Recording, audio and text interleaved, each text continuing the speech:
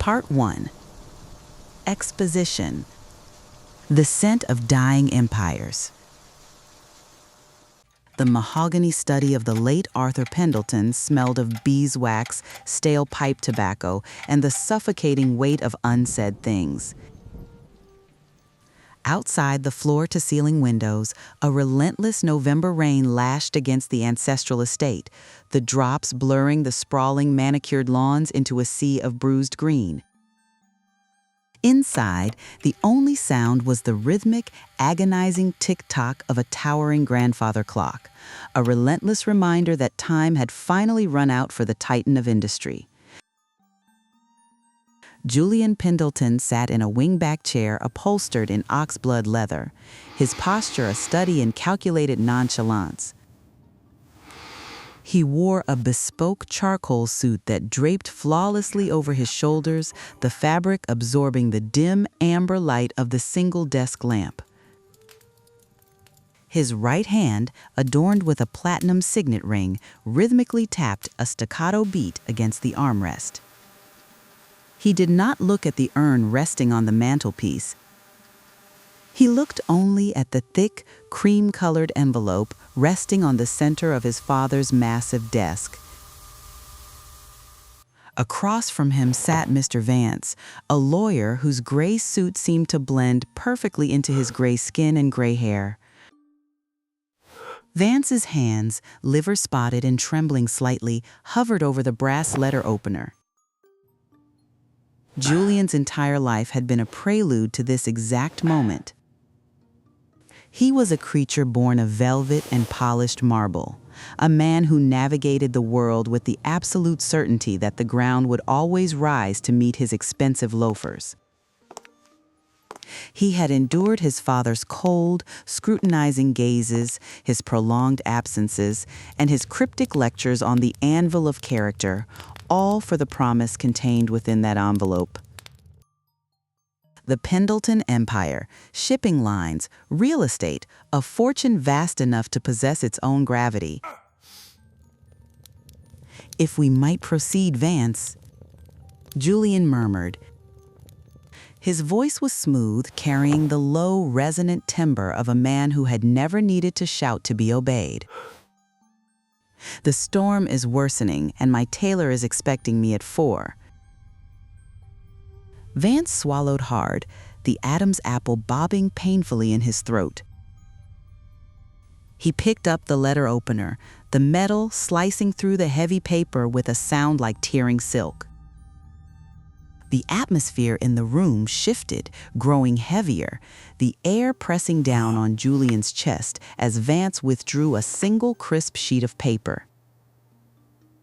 "The last will and testament of Arthur Elias Pendleton." Vance read, his voice surprisingly steady, though his eyes remained fixed firmly on the paper, refusing to meet Julian's gaze. Part 2. Rising action. The fracturing of Porcelain. "To my only son, Julian," Vance continued, the words dropping like stones into a still pond, "I leave the sum of absolutely nothing. My liquid assets, my properties, and my holding companies are to be liquidated and transferred entirely to the Pendleton Foundation for Urban Development. To Julian, I leave only the deed to the abandoned limestone quarry in Blackwood and the clothes currently upon his back." Julian's tapping finger stopped. The silence that followed was absolute, save for the rain drumming a frantic rhythm against the glass. A muscle feathered at the edge of Julian's jaw. He leaned forward, the leather of his chair groaning in protest. "Read that again, Vance, and enunciate." I assure you, Julian, this is the final, legally binding document. Arthur spent 3 months solidifying it. There are no loopholes. He was of perfectly sound mind. A cold sweat pricked the back of Julian's neck. He stood up, towering over the desk. He did not shout. He smiled, a tight, bloodless stretching of the lips that didn't reach his eyes. A joke. A final macabre lesson from the old man. Julian reached into his inner pocket, withdrawing a sleek silver smartphone. He dialed the number of the executive board's chairman. It went straight to voicemail. He dialed his private banker. "Mr. Pendelton." The banker's voice came through, clipped and devoid of its usual syrupy warmth. "I apologize, but we have received instructions from the executor. Your accounts, including the platinum lines of credit, have been frozen, effective an hour ago. We will be sending a team to collect the keys to the penthouse tomorrow morning."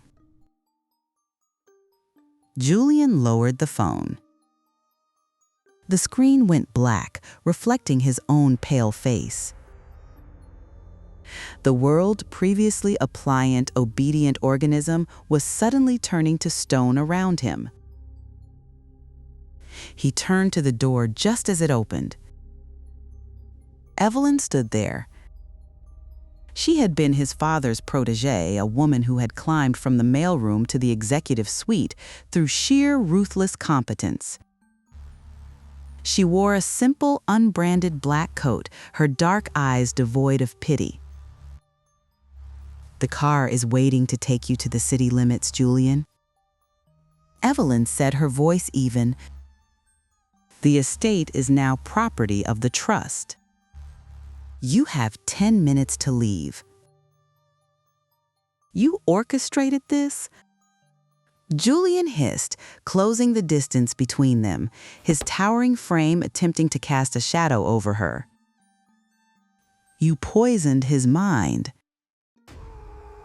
Evelyn didn't flinch. She simply looked at his expensive shoes. "Arthur wrote that will in his own hand, Julian. He watched you buy your 5th sports car while laying off 300 shipyard workers. He didn't lose his mind." He finally opened his eyes. Julian brushed past her, his shoulder clipping hers hard. He burst out of the heavy oak doors, stepping off the porch and directly into the torrential downpour. The rain instantly plastered his silk tie to his chest and ruined the line of his bespoke suit, chilling him to the bone. Part 3. Climax. Unearthing the ghost. Julian did not take the waiting car. Driven by a blind, thrumming fury, he walked. He walked for miles, leaving the manicured suburbs and entering the skeletal, rusted edges of Blackwood. By the time he reached the chain-link fence of the abandoned limestone quarry, night had fallen. Thunder tore the sky open, illuminating the desolate landscape in jagged, blinding flashes of white. The mud was deep and treacherous. Julian slipped, falling hard onto his knees. The charcoal fabric of his trousers tore, the sharp edge of a rock biting deep into his flesh. He gasped, the pain sharp and vivid, a stark contrast to the numbed anesthesia of his former life. The quarry? Why here? His father was a man of symbols, a man of hidden mechanisms. Julian scrambled to his feet, his chest heaving, his breath pluming in the freezing air. There had to be a safety deposit box. A buried vault. A secret ledger containing the real inheritance. Arthur wouldn't just leave him with dirt. He staggered toward the center of the massive, cratered earth. In the flashes of lightning, he spotted a solitary dead oak tree, its branches reaching toward the sky like grasping skeletal fingers. At its base, the earth looked recently disturbed. Julian fell to his knees again. He didn't have a shovel. He plunged his bare, perfectly manicured hands into the freezing, rocky mud. He dug like a feral animal, his fingernails cracking and tearing, blood mixing with the wet earth. He grunted, his throat raw, tears of rage and physical agony blending with the rain pouring down his face. Dig. Find the gold. Find the love. Find the proof that he didn't hate you. His bleeding fingers struck metal. A choked sob escaped his lips. He clawed the dirt away, unearthing a heavy, rusted iron lockbox. It was old, the hinges fused with decay. Julian looked around frantically, grabbing a heavy chunk of limestone. With a primal roar that tore from the very bottom of his lungs, he brought the rock down on the lock. Once, twice, the metal groaned and gave way. His hands shaking uncontrollably, breathing in ragged gasps, Julian threw the lid open. There were no stock certificates, no offshore account numbers, no gold. Inside, wrapped in a piece of oilcloth, was a collection of faded, yellowing paper. Julian picked the bundle up. The rain threatened to wash the ink away, but in the next flash of lightning, he saw them. They were childish sketches, blueprints drawn with fat crayons. A lopsided house, a bridge connecting two impossible mountains, and at the bottom, written in a child's clumsy block letters, built by Julian and Dad. Beneath the drawings lay a single heavy steel hammer, its handle worn smooth by years of use. Attached to it was a note in his father's sharp, unforgiving handwriting. I gave you the world and it made you weak. I take it all away so you might finally learn how to build something of your own. Survive, Julian. Be a man, not an heir. The rock fell from Julian's grasp. The truth hit him harder than the frozen rain. The anger, the entitlement, the desperate belief that his worth was measured in inherited millions. It all shattered in a single, devastating instant. He wasn't robbed. He was stripped naked. Julian collapsed forward, his forehead pressing into the freezing mud. He clutched the childish drawings to his chest, his shoulders heaving violently as a guttural, agonizing cry ripped from his throat, echoing against the empty walls of the quarry. He wept not for the money, but for the boy who had drawn those pictures, a boy who had been buried alive under decades of silk and gold. Part 4. Falling action. The ashes of the ego. The storm exhausted itself by dawn. The sky faded into a bruised, pale gray, and the rain reduced to a quiet, apologetic drizzle. Julian remained sitting at the base of the dead oak tree. His bespoke suit was ruined beyond recognition, caked in dried mud and stained with his own blood. His hands were swollen and raw.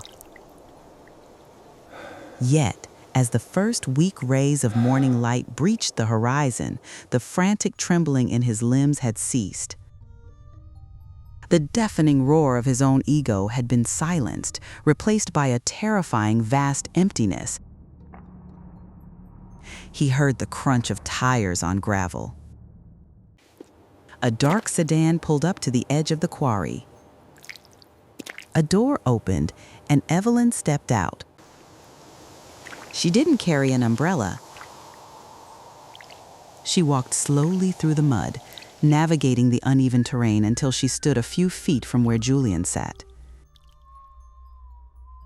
She looked down at him, taking in his shattered state, the bloody hands, the mud-streaked face. She didn't offer a hand to help him up.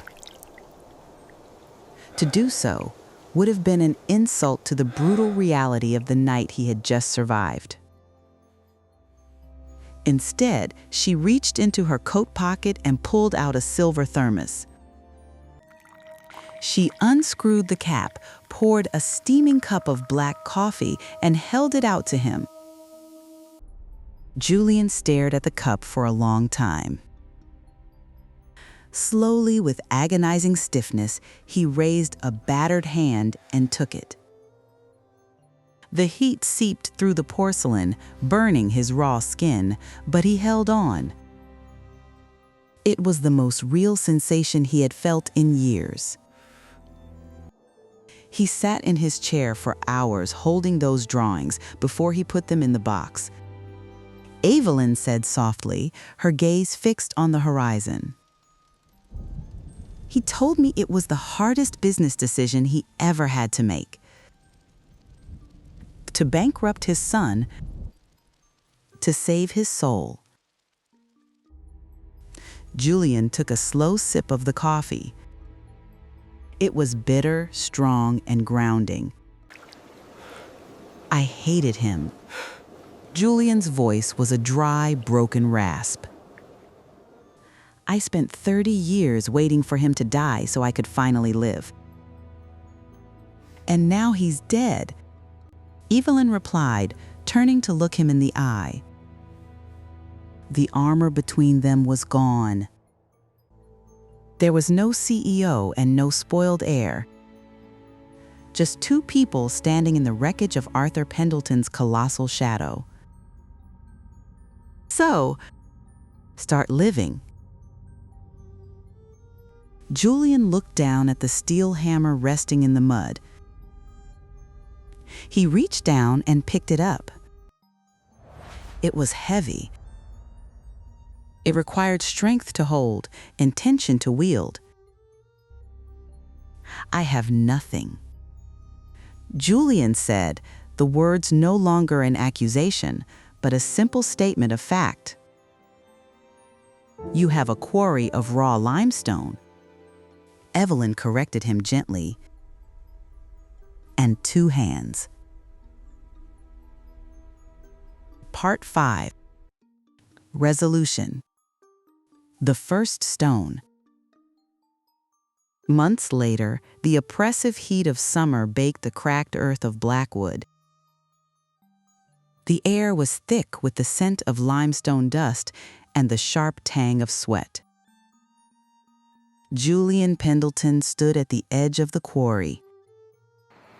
He wore heavy canvas work trousers and a faded white t-shirt clinging to his back.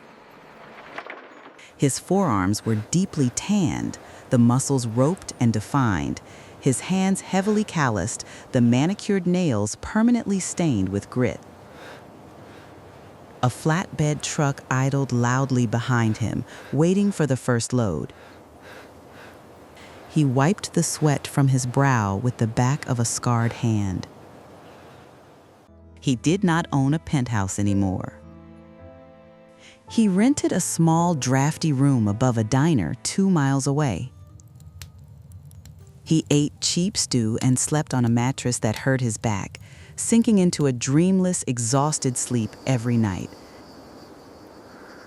He had never been more exhausted. He had never been so poor.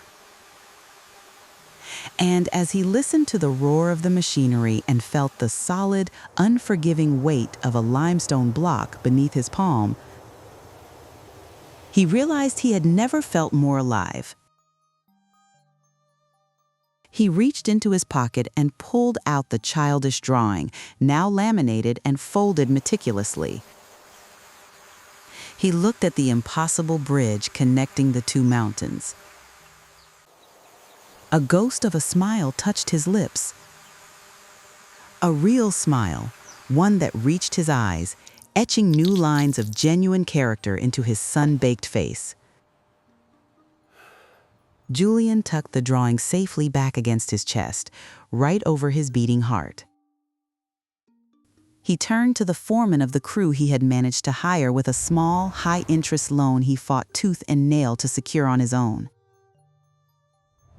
"All right," Julian called out, his voice clear, resonant, and carrying the weight of a man who finally owned the ground he stood upon. "Let's get to work." He picked up the heavy steel hammer, the sunlight catching its scarred metal head, and brought it down hard, striking the first stone of his own foundation. Great job today. Remember, small daily progress is the secret to fluency. Keep practicing, and I'll see you in the next video.